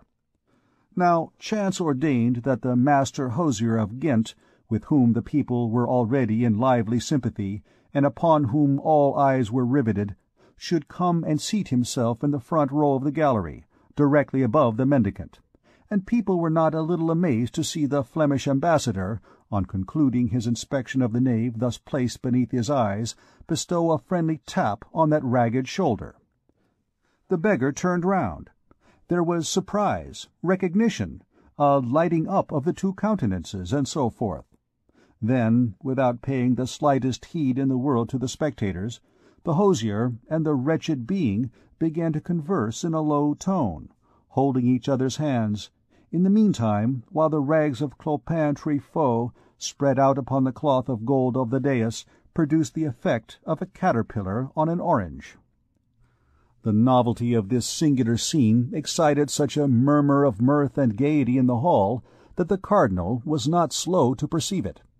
He half bent forward, and, as from the point where he was placed, he could catch only an imperfect view of Truffaut's ignominious doublet, he very naturally imagined that the mendicant was asking alms, and, disgusted with his audacity, he exclaimed, "Bailiff of the courts, toss me that knave into the river!" "Cross of God, Monseigneur the Cardinal," said Coppenole, without quitting Clopin's hand, "he is a friend of mine." "Good! Good!" shouted the populace. From that moment Master Coppenole enjoyed in Paris, as in Ghent, great favour with the people, for men of that sort do enjoy it, says Philippe de Comines, when they are thus disorderly. The cardinal bit his lips. He bent towards his neighbour, the Abbé of Sainte-Geneviève, and said to him in a low tone, "Fine ambassadors Monsieur the Archduke sends here, to announce to us Madame Marguerite." "Your Eminence," replied the Abbé, "wastes your politeness on these Flemish swine. Margaritas ante porcos, pearls before swine." "Say rather," retorted the cardinal with a smile, "porcos ante margaritum, swine before the pearl." The whole little court in cassocks went into ecstasies over this play upon words. The cardinal felt a little relieved. He was quits with Coppenole. He also had had his jest applauded. Now, will those of our readers who possess the power of generalizing an image or an idea, as the expression runs into the style of today, permit us to ask them if they have formed a very clear conception of the spectacle presented at this moment, upon which we have arrested their attention, by the vast parallelogram of the grand hall of the palace? In the middle of the hall, backed against the western wall, a large and magnificent gallery draped with cloth of gold, into which enter in procession, through a small arched door, grave personages, announced successively by the shrill voice of an usher.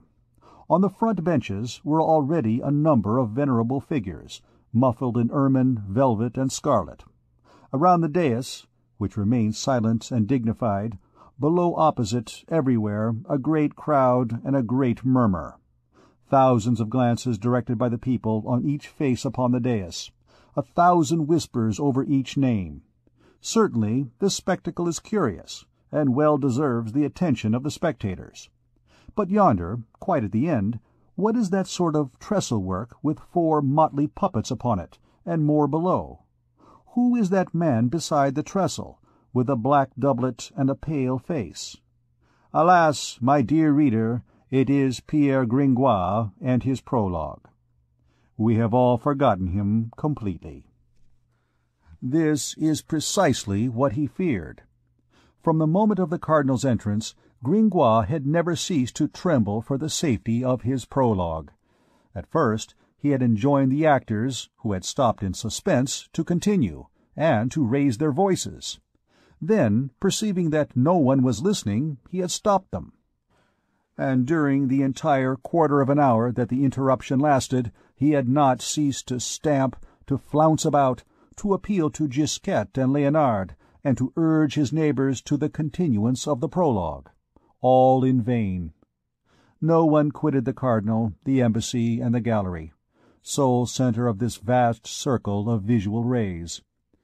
We must also believe, and we say it with regret, that the prologue had begun slightly to weary the audience at the moment when His Eminence had arrived, and created a diversion in so terrible a fashion. After all, on the gallery as well as on the marble table, the spectacle was the same. The conflict of labor and clergy, of nobility and merchandise.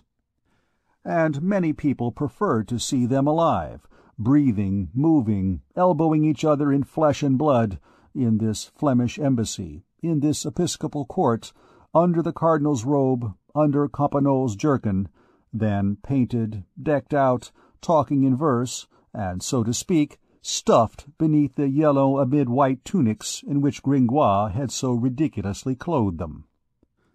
Nevertheless, when our poet beheld quiet re-established to some extent, he devised a stratagem which might have redeemed all. "Monsieur," he said, turning towards one of his neighbors, a fine big man with a patient face, "suppose we begin again." "What?" said his neighbor. "The mystery," said Gringoire. "As you like," returned his neighbor. This semi-approbation sufficed for Gringoire, and, conducting his own affairs, he began to shout, confounding himself with the crowd as much as possible. "Begin the mystery again! Begin again!" "The devil!" said Joannes de Melendino. "What are they jabbering down yonder at the end of the hall?" For Gringoire was making noise enough for 4. "Say, comrades, isn't that mystery finished? They want to begin it all over again. That's not fair." "No! No!" shouted all the scholars.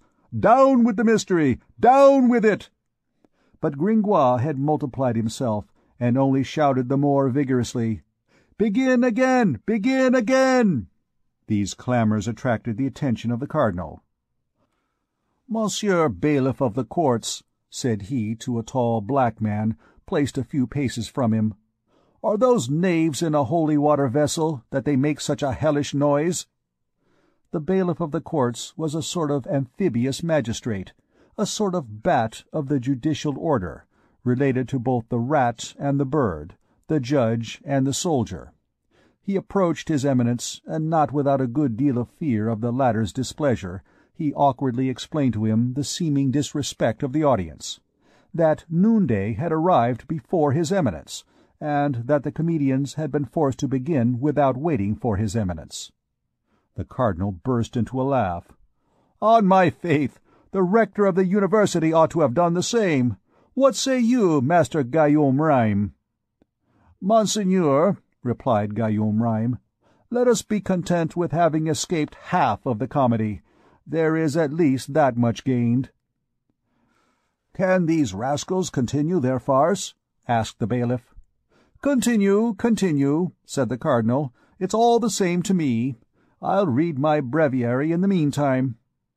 The bailiff advanced to the edge of the estrade, and cried, after having invoked silence by a wave of the hand, "Bourgeois, rustics, and citizens!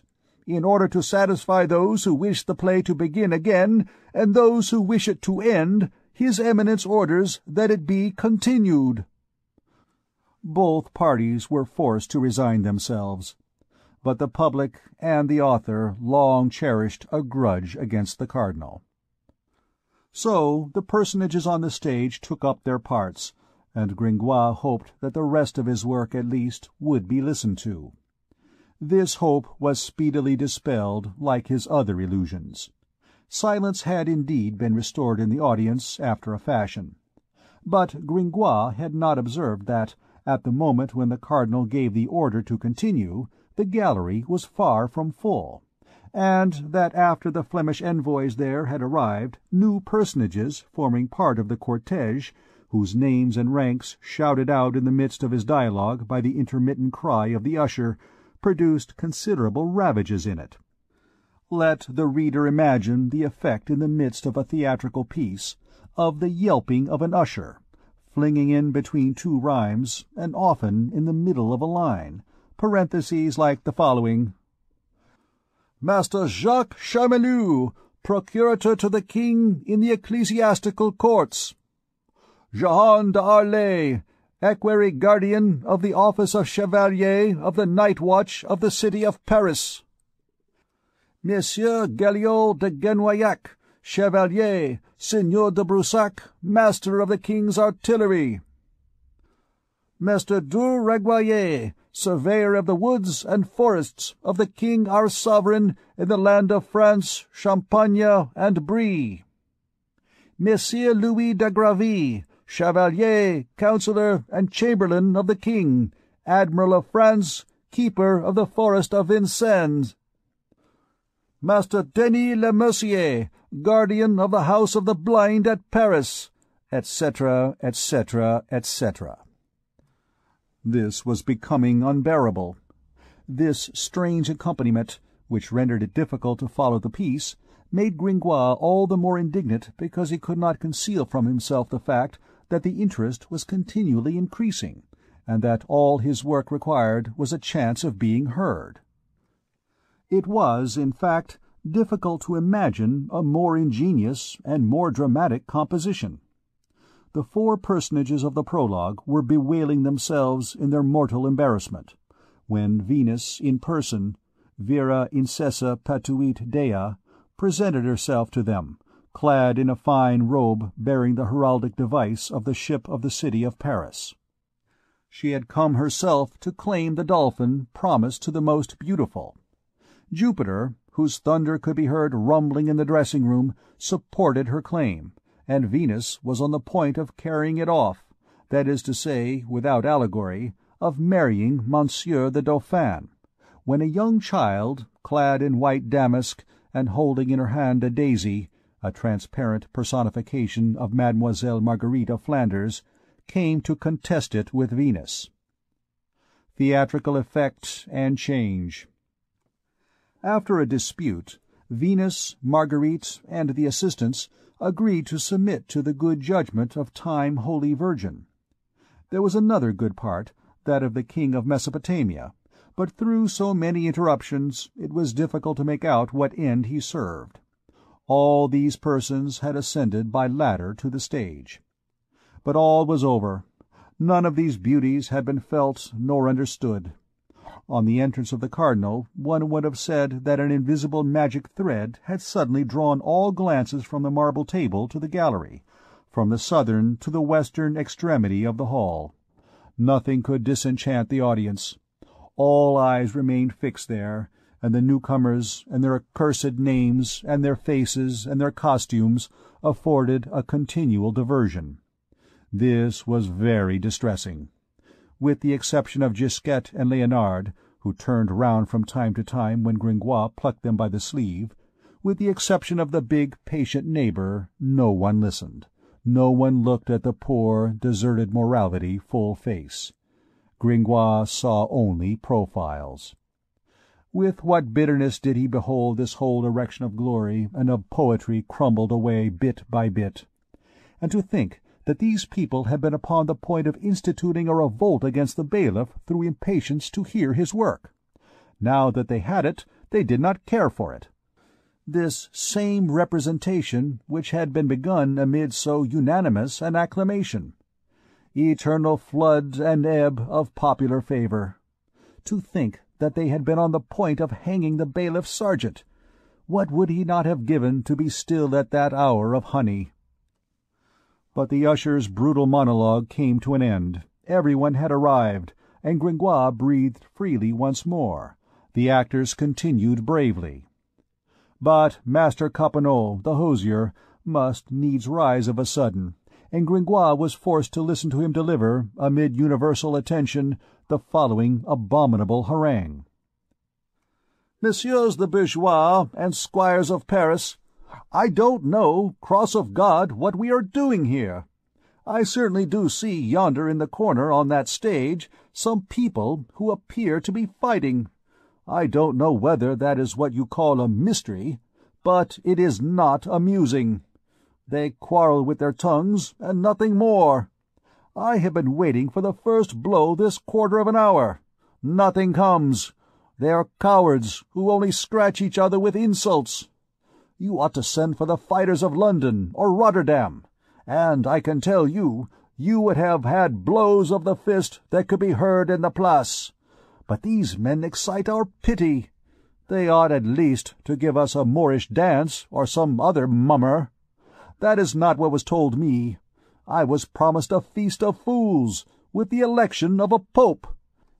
We have our Pope of Fools at Ghent also. We're not behindhand in that, cross of God. But this is the way we manage it. We collect a crowd like this one here. Then each person in turn passes his head through a hole, and makes a grimace at the rest. Time one who makes the ugliest is elected Pope by general acclamation. That's the way it is. It is very diverting. Would you like to make your Pope after the fashion of my country? At all events, it will be less wearisome than to listen to chatterers. If they wish to come and make their grimaces through the hole, they can join the game. What say you, messieurs les bourgeois? You have here enough grotesque specimens of both sexes to allow of laughing in Flemish fashion, and there are enough of us ugly in countenance to hope for a fine grinning match." Gringoire would have liked to retort. Stupefaction, rage, indignation deprived him of words. Moreover, the suggestion of the popular hosier was received with such enthusiasm by these bourgeois who were flattered at being called squires, that all resistance was useless. There was nothing to be done but to allow oneself to drift with the torrent.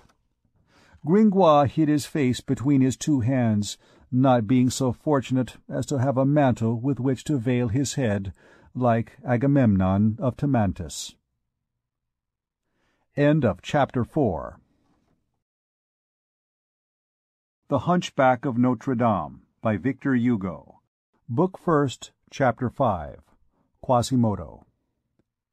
In the twinkling of an eye, all was ready to execute Coppenole's idea. Bourgeois, scholars, and law clerks all set to work. The little chapel situated opposite the marble table was selected for the scene of the grinning match. A pane broken in the pretty rose window above the door left free a circle of stone through which it was agreed that the competitors should thrust their heads. In order to reach it, it was only necessary to mount upon a couple of hogsheads, which had been produced from I know not where, and perched one upon the other after a fashion. It was settled that each candidate, man or woman, for it was possible to choose a female pope, should, for the sake of leaving the impression of his grimace fresh and complete, cover his face and remain concealed in the chapel until the moment of his appearance. In less than an instant the chapel was crowded with competitors, upon whom the door was then closed. Coppenole, from his post, ordered all, directed all, arranged all. During the uproar, the cardinal, no less abashed than Gringoire, had retired with all his suite, under the pretext of business and vespers, without the crowd, which his arrival had so deeply stirred, being in the least moved by his departure. Guillaume Rime was the only one who noticed His Eminence's discomfiture. The attention of the populace, like the sun, pursued its revolution. Having set out from one end of the hall, and halted for a space in the middle, it had now reached the other end. The marble table, the brocaded gallery had each had their day. It was now the turn of the chapel of Louis XI. Henceforth the field was open to all folly. There was no one there now but the Flemings and the rabble. The grimaces began.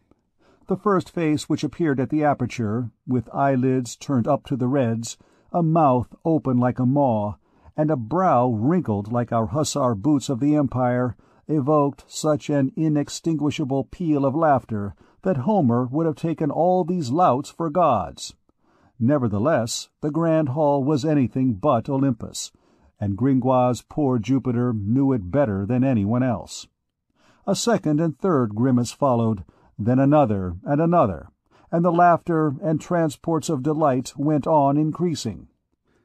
There was, in this spectacle, a peculiar power of intoxication and fascination, of which it would be difficult to convey to the reader of our day and our salons any idea. Let the reader picture to himself a series of visages presenting successfully all geometric forms, from the triangle to the trapezium, from the cone to the polyhedron, all human expressions, from wrath to lewdness, all ages, from the wrinkles of the newborn babe to the wrinkles of the aged and dying, all religious phantasmagories, from Faun to Beelzebub, all animal profiles, from the maw to the beak, from the jowl to the muzzle. Let the reader imagine all these grotesque figures of the Pont Neuf, whose nightmares, petrified beneath the hand of Germain Pilon, assuming life and breath, and coming in to stare at you in the face with burning eyes. All the masks of the Carnival of Venice passing in succession before your glass. In a word, a human kaleidoscope. The orgy grew more and more Flemish. 10 years could have given but a very imperfect idea of it. Let the reader picture to himself, in bacchanal form, Salvator Rosa's battle. There were no longer either scholars or ambassadors or bourgeois or men or women. There was no longer any Clopin Truffaut or Gilles Lecornu or Marie Quatrelivres or Robin Pospin. All was universal license. The grand hall was no longer anything but a vast furnace of effrontery and joviality, where every mouth was a cry, every individual a posture. Everything shouted and howled. The strange visages which came in turn to gnash their teeth in the rose window were like so many brands cast into the brazier, and from the whole of this effervescing crowd there escaped, as from a furnace, a sharp, piercing, stinging noise, hissing like the wings of a gnat. "Ho-ay, curse it! Just look at that face! It's not good for anything. Guillaumet Maugerspuis, just look at that bull's muzzle. It only lacks the horns. It can't be your husband. Another! Belly of the Pope, what sort of a grimace is that? Ola, that's cheating. One must show only one's face. That damned Perrette Calabotte, she's capable of that. Good, good, I'm stifling. There's a fellow whose ears won't go through, etc., etc. But we must do justice to our friend Jehan. In the midst of this witches' Sabbath he was still to be seen on the top of his pillar, like the cabin boy on the topmast. He floundered about with incredible fury. His mouth was wide open, and from it there escaped a cry which no one heard, not that it was covered by the general clamour, great as that was, but because it attained, no doubt, the limit of perceptible sharp sounds, the 1,000 vibrations of Sauveur, or the 8,000s of Biot. As for Gringoire, the first moment of depression having passed, he had regained his composure. He had hardened himself against adversity. "Continue!" he had said for the third time to his comedians, speaking machines. Then, as he was marching with great strides in front of the marble table, a fancy seized him to go and appear in his turn at the aperture of the chapel, were it only for the pleasure of making a grimace at that ungrateful populace. But no, that would not be worthy of us. No vengeance. Let us combat until the end, he repeated to himself. The power of poetry over people is great. I will bring them back. We shall see which will carry the day, grimaces or polite literature. Alas, he had been left the sole spectator of his piece. It was far worse than it had been a little while before. He no longer beheld anything but backs. I am mistaken. The big patient man, whom he had already consulted in a critical moment, had remained with his face turned towards the stage. As for Gisquette and Leonard, they had deserted him long ago. Gringoire was touched to the heart by the fidelity of his only spectator. He approached him and addressed him, shaking his arm slightly, for the good man was leaning on the balustrade and dozing a little. "Monsieur," said Gringoire, "I thank you." "Monsieur," replied the big man with a yawn, "for what?" "I see what wearies you," resumed the poet. "'Tis all this noise which prevents your hearing comfortably. But be at ease. Your name shall descend to posterity. Your name, if you please?" "Renaud Chateau, guardian of the seals of the Châtelet of Paris, at your service." "Monsieur, you are the only representative of the Muses here," said Gringoire. "You are too kind, sir," said the guardian of the seals at the Châtelet. "You are the only one," resumed Gringoire, "who has listened to the piece decorously. What do you think of it?" "Eh," replied the fat magistrate, half aroused. "It's tolerably jolly, that's a fact." Gringoire was forced to content himself with this eulogy, for a thunder of applause, mingled with a prodigious acclamation, cut their conversation short. The Pope of the Fools had been elected. "Noel! Noel! Noel!" shouted the people on all sides. That was, in fact, a marvellous grimace which was beaming at that moment through the aperture in the rose window. After all the pentagonal, hexagonal, and whimsical faces which had succeeded each other at the hole without realizing the ideal of the grotesque which their imaginations, excited by the orgy, had constructed, nothing less was needed to win their suffrages than the sublime grimace which had just dazzled the assembly. Master Capanole himself applauded, and Clopin Truffaut, who had been among the competitors, and God knows what intensity of ugliness his visage could attain, confessed himself conquered. We will do the same.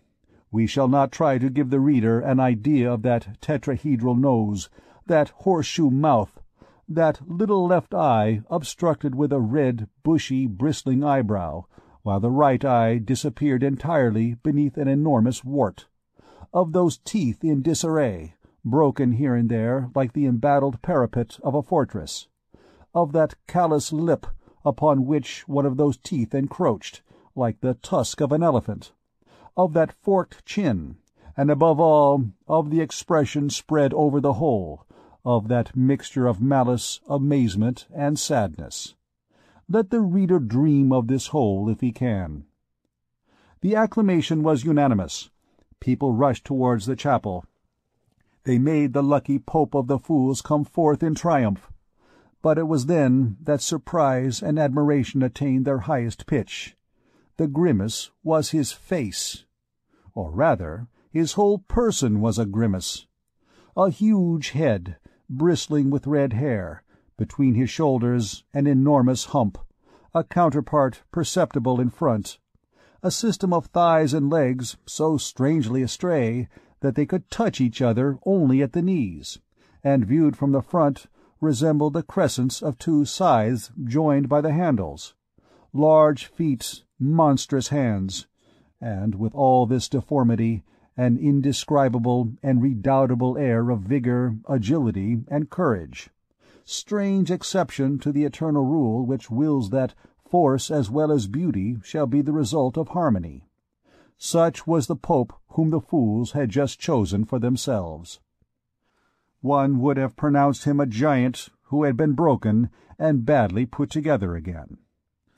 When this species of Cyclops appeared on the threshold of the chapel, motionless, squat, and almost as broad as he was tall, squared on the base, as a great man says, with his doublet half red, half violet, sewn with silver bells, and above all, in the perfection of his ugliness, the populace recognized him on the instant, and shouted with one voice, "'Tis Quasimodo, the bell-ringer!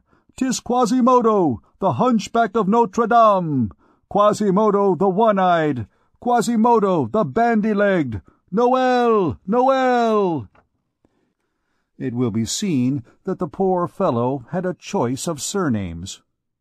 "Let the women with child beware!" shouted the scholars. "Or those who wish to be," resumed Joanne. The women did, in fact, hide their faces. "Oh, the horrible monkey," said one of them. "As wicked as he is ugly," retorted another. "He is the devil," added a third. "I have the misfortune to live near Notre Dame. I hear him prowling round the eaves by night. With the cats. He's always on our roofs. He throws spells down our chimneys. The other evening he came and made a grimace at me through my attic window. I thought that it was a man, such a fright as I had. I'm sure that he goes to the witches' Sabbath. Once he left a broom on my leads. Oh, what a displeasing hunchback's face! Oh, what an ill-favoured soul! Phew!" The men, on the contrary, were delighted and applauded. Quasimodo, the object of the tumult, still stood on the threshold of the chapel, sombre and grave, and allowed them to admire him. One scholar, Robin Puispin, I think, came and laughed in his face, and too close. Quasimodo contented himself with taking him by the girdle and hurling him 10 paces off amid the crowd, all without uttering a word. Master Coppenole, in amazement, approached him. "Cross of God! Holy Father! You possess the handsomest ugliness that I have ever beheld in my life. You would deserve to be Pope at Rome, as well as at Paris." So saying, he placed his hand gaily on his shoulder. Quasimodo did not stir. Coppenole went on. "You are a rogue with whom I have a fancy for carousing, were it to cost me a new dozen of 12 livres of Tours. How does it strike you?" Quasimodo made no reply. "Cross of God!" said the hosier. "Are you deaf?" He was, in truth, deaf. Nevertheless, he began to grow impatient with Campanol's behavior, and suddenly turned towards him with so formidable a gnashing of teeth that the Flemish giant recoiled, like a bulldog before a cat. Then there was created around that strange personage a circle of terror and respect, whose radius was at least 15 geometrical feet. An old woman explained to Campanole that Quasimodo was deaf. "Deaf!" said the hosier, with his great Flemish laugh. "Cross of God! He's a perfect pope!" "He! I recognize him!" exclaimed Jehane, who had at last descended from his capital in order to see Quasimodo at closer quarters. "He's the bell-ringer of my brother, the Archdeacon. Good day, Quasimodo." "What a devil of a man!" said Robin Puispin, still all bruised with his fall. "He shows himself. He's a hunchback. He walks. He's bandy-legged. He looks at you. He's one-eyed. You speak to him. He's deaf. And what does this Polyphemus do with his tongue?" "He speaks when he chooses," said the old woman. "He became deaf through ringing the bells. He is not dumb." "That he lacks," remarks Jehane. "And he has one eye too many," added Robin Puispin. "Not at all," said Jehane wisely. "A one-eyed man is far less complete than a blind man. He knows what he lacks." In the meantime, all the beggars, all the lackeys, All the cut-purses, joined with the scholars, had gone in procession to seek, in the cupboard of the law clerk's company, the cardboard tiara, and the derisive robe of the Pope of Fools. Quasimodo allowed them to array him in them without wincing, and with a sort of proud docility. Then they made him seat himself on a motley litter. 12 officers of the Fraternity of Fools raised him on their shoulders, and a sort of bitter and disdainful joy lighted up the morose face of the Cyclops, when he beheld beneath his deformed feet all those heads of the handsome, straight, well-made men.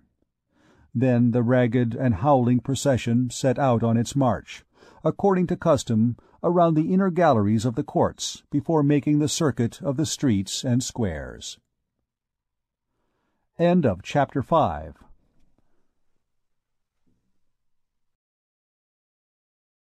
The Hunchback of Notre Dame by Victor Hugo. Chapter 6. Esmeralda. We are delighted to be able to inform the reader that during the whole of this scene Gringoire and his piece had stood firm. His actors, spurred on by him, had not ceased to spout his comedy, and he had not ceased to listen to it. He had made up his mind about the tumult, and was determined to proceed to the end, not giving up the hope of a return of attention on the part of the public. This gleam of hope acquired fresh life when he saw Quasimodo, Coppenole, and the deafening escort of the Pope of the Procession of Fools quit the hall amid the great uproar. The throng rushed eagerly after them. "Good," he said to himself, "there go all the mischief-makers." Unfortunately, all the mischief-makers constituted the entire audience. In the twinkling of an eye, the grand hall was empty. To tell the truth, a few spectators still remained, some scattered, others in groups around the pillars, women, old men, or children, who had had enough of the uproar and tumult. Some scholars were still perched astride of the window-sills, engaged in gazing into the Place. "Well," thought Gringoire, "here are still as many as are required to hear the end of my mystery.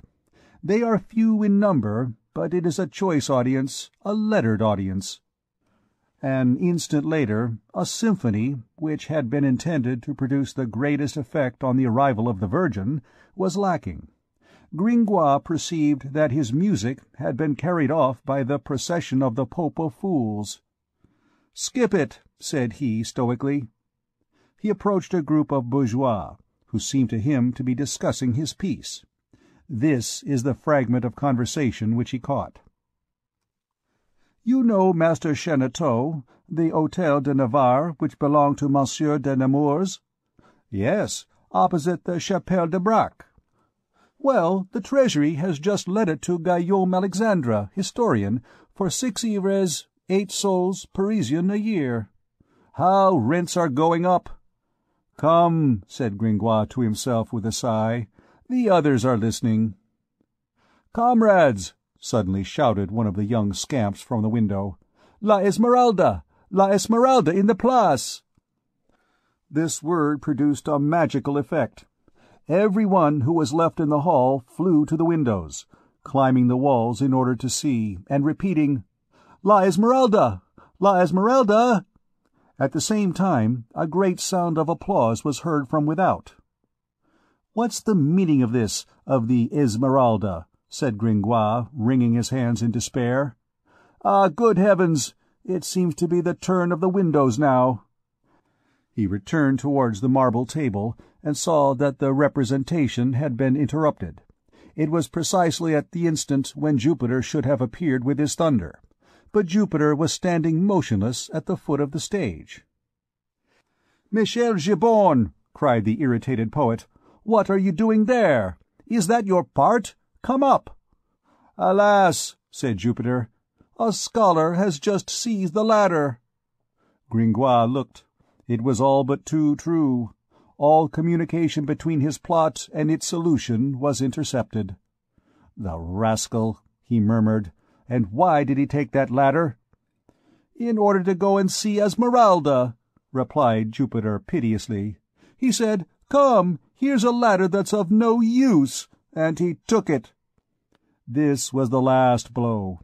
Gringoire received it with resignation.